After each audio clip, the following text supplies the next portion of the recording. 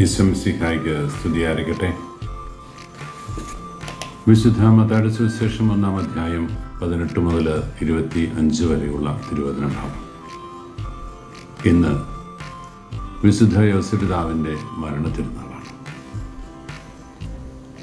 ധന്യവിശുദ്ധരുടെ എല്ലാവരുടെയും തിരുനാളുകൾ അവരുടെ മരണവുമായി ബന്ധപ്പെട്ട് ആഘോഷിക്കുന്നു എന്നതുകൊണ്ട് തന്നെ വിശുദ്ധ യോസേപ്പിതാവിൻ്റെ മരണത്തിരുനാൾ അദ്ദേഹത്തിൻ്റെ ജീവിതത്തിലെ ഏറ്റവും വലിയ തിരുനാൾ തന്നെയാണ്.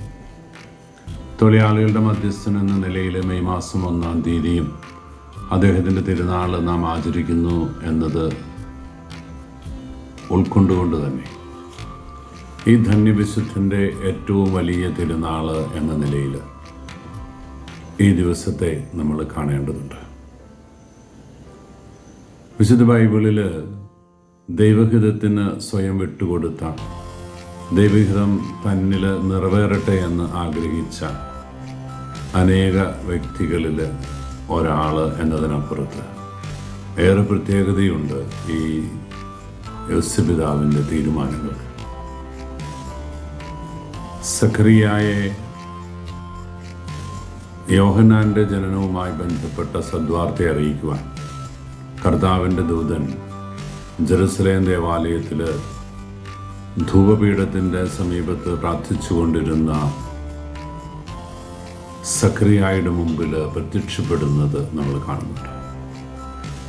ഈ പ്രത്യക്ഷപ്പെട്ട ദൂതനാണ് എലിസബത്തിൽ സഖറിയായ്ക്കൊരു മകൻ ജനിക്കാൻ പോകുന്നുവെന്നും ആ മകൻ ക്രിസ്തുവിൻ്റെ മുന്നോടിയായി പോകേണ്ടവനാണ്, മരുഭൂമിയിൽ വിളിച്ചു പറയുന്നതിൻ്റെ ശബ്ദമാണ് എന്നൊക്കെ കൃത്യതയോടെ ഗബ്രിയേൽ ദേവദൂതൻ വെളിപ്പെടുത്തി കൊടുക്കുക.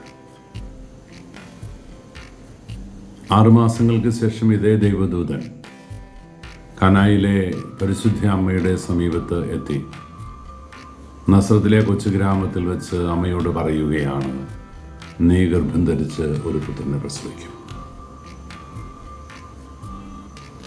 സഖറിയായ യോഹന്നാൻ്റെ അപ്പൻ എന്ന നിലയിലാണ്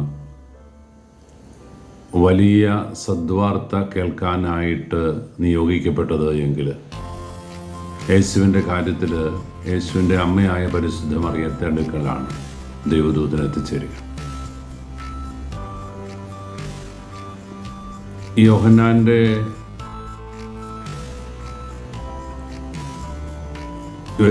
യോസേപ്പിതാവിൻ്റെ ജീവിതത്തിൽ നമ്മൾ കാണുന്ന ഏറ്റവും സുന്ദരമായ ഒരു ദൃശ്യം മത്തായി സുവിശേഷം നമ്മുടെ മുമ്പിൽ അവതരിപ്പിക്കുന്നത്, യോസേപ്പ് നീതിമാനാകിയാലും മറിയത്തെ വേദനിപ്പിക്കാൻ ആഗ്രഹിക്കാകിയാലും അവളെ രഹസ്യമായി ഉപേക്ഷിക്കാൻ തീരുമാനിക്കുന്നു. കല്ലേർ കൊണ്ട് പിടഞ്ഞു വീണ് മരിക്കാമായിരുന്ന ഒരു സാഹചര്യത്തിലേക്ക് മറിയത്തെ തള്ളിവിടാതെ വിവാഹമെന്ന തീരുമാനത്തിൽ നിന്ന് തൻ്റേതല്ലാത്ത ഒരു കുഞ്ഞിൻ്റെ അമ്മയായി തീർന്നു എന്നതിൻ്റെ പേരിൽ വിവാഹ നിശ്ചയം കഴിഞ്ഞ ആ മനുഷ്യൻ വിവാഹബന്ധത്തിൽ നിന്ന് മാറി നിൽക്കാൻ ആഗ്രഹിക്കുകയാണ്.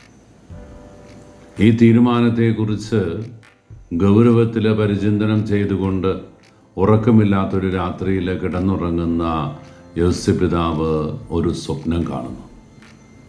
സ്വപ്നത്തിൽ ദൈവദൂതൻ വിശുദ്ധ യോസേപ്പിതാവിൻ്റെ അടുക്കിലെത്തുന്നു.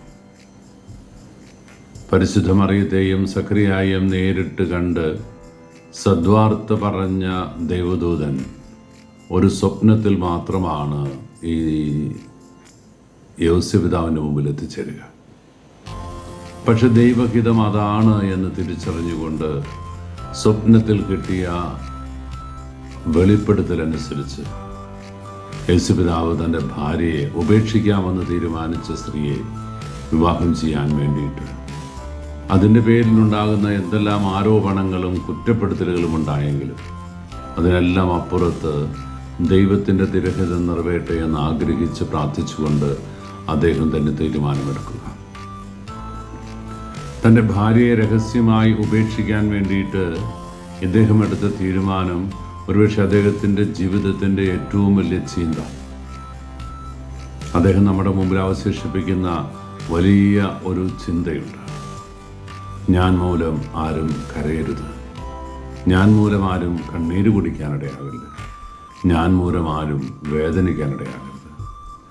മറ്റുള്ളവരെ ചിരിപ്പിച്ചും സന്തോഷിപ്പിച്ചും ഗൗരവമായ ചർച്ചകളിലൂടെ നയിച്ചുമൊക്കെ ഈ മനുഷ്യൻ പിന്നീട് യേശുപിതാവ് എന്ന വ്യക്തി പരിശുദ്ധ അമ്മയുടെയും ഉണ്ണീശോയുടെയും ജീവിതത്തിൽ നിർണായക സ്വാധീനമുള്ള വ്യക്തിയായിട്ട് മാറുക. തലമുറകൾ തോറും തന്നെ ഭാഗ്യവതിയെന്ന് പരിശുദ്ധ അമ്മ പറഞ്ഞുവെങ്കിൽ അതേ ഭാഗ്യത്തിൻ്റെ ഉടമയായിട്ട് കാലമുള്ള കാലത്തോളം, ലോകമുള്ള കാലത്തോളം ക്രിസ്തുവിൻ്റെ വളർത്തുപിതാവ് എന്ന നിലയിൽ യേശുപിതാവ് വ്യക്തിയാണ്. തൻ്റെ കുഞ്ഞിന് വേണ്ടിയിട്ട്, ഭാര്യയ്ക്ക് വേണ്ടിയിട്ട് ജീവിതം ഒഴിഞ്ഞു വെച്ച ഒരു വ്യക്തി. ബത്ലഹേമിലേക്കുള്ള ധനുമാസ രാവിലെ മരം കൊച്ചുന്ന തണുപ്പത്തുള്ള യാത്ര അത്ര സുഖകരമൊന്നുമായിരുന്നു. കൊടും തണുപ്പിൽ വിറച്ച് ആ മനുഷ്യൻ നീങ്ങുമ്പോൾ തനിക്ക് ആകെപ്പാടെ പുതയ്ക്കാനുണ്ടായിരുന്നൊരു ഷോള് പോലും അമ്മയെ പതപ്പിച്ച് കഴുതപ്പുറത്തിലേക്ക് കഴുതയുടെ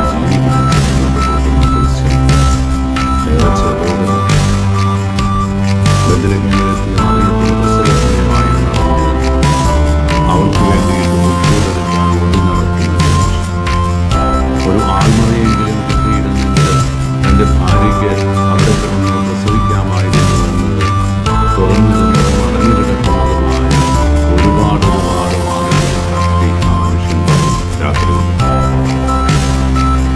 ആരും പ്രതികരിക്കാതിരുന്നപ്പോൾ മരഞ്ചെരുവിലെ കുഞ്ഞുകൾ എഴുതി വെട്ടത്തിൻ്റെ അടുത്തിലേക്ക് ഈ മനുഷ്യനോട് അവിടെ കണ്ട കന്നുകാലിക്കൂട്ടിലെ ആടുമാടുകളെയൊക്കെ തൊഴുത്തിൽ നിന്ന് അഴിച്ച് പുറത്തു മാറ്റി കെട്ടിയിട്ട് കൈകൊണ്ട് ചാണകമൊക്കെ വാരിയെറിഞ്ഞ് ഉള്ള പുൽക്കൂട്ടിൽ പുല്ലെല്ലാം നിരത്തിയിട്ടിട്ട് തൻ്റെ ഷോൾ ഒരിക്കൽ കൂടെ ആ പുല്ലുമൊക്കെയുടെ മുകളിൽ വിരിച്ചിട്ടിട്ട് ഭാര്യയുടെ പ്രസവമെടുക്കുന്ന ആദ്യത്തെ ഹോം നേഴ്സായിട്ട്, അല്ലെങ്കിൽ ആദ്യത്തെ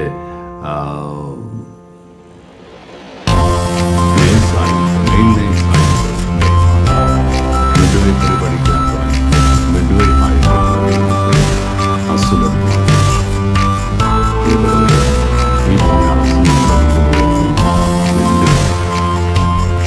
ഏത് നിയോഗത്തിന് വേണ്ടിയിട്ടായി, ഏത് കുടുംബത്തിൻ്റെ രക്ഷയ്ക്ക് വേണ്ടി ആ കുടുംബത്തിന് വേണ്ടി അവസാന നിമിഷമായി ക്ഷയരോഗബാധിതനായിട്ട് ഈ ലോകത്തിൽ കണ്ടുപോകുമ്പോൾ നിർബുദ്ധിയോടെ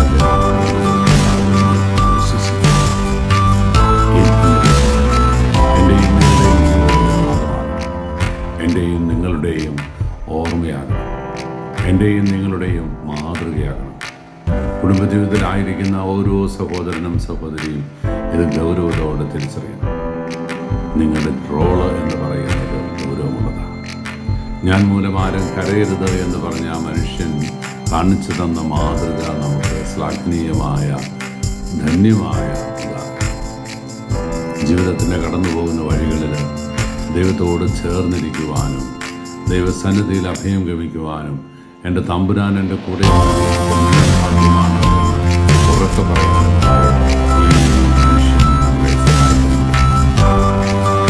ഈജിപ്തിലേക്കുള്ള പലായനവും അവിടെ നിന്നുള്ള മടക്കയാത്രയും വീണ്ടും ബത്ലഹേമിൻ്റെ ജീവിതത്തോളം കാലത്തോളം എത്തിയിട്ട് നസ്രത്തിലേക്ക് മാറി താമസം ആ കുടുംബത്തിന് വേണ്ടിയിട്ട് കഷ്ടപ്പാടുകൾ കഴിച്ച് ജീവിക്കുന്നതുകൊണ്ട് ഏറെ സന്തോഷത്തോടെ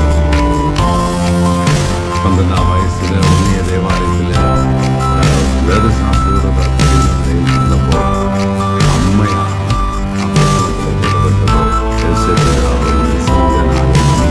പോലെ ഇതെല്ലാം കണ്ടും കേട്ടും ആ കുടുംബത്തിൻ്റെ ഭാഗമായിട്ട് ജീവിക്കും.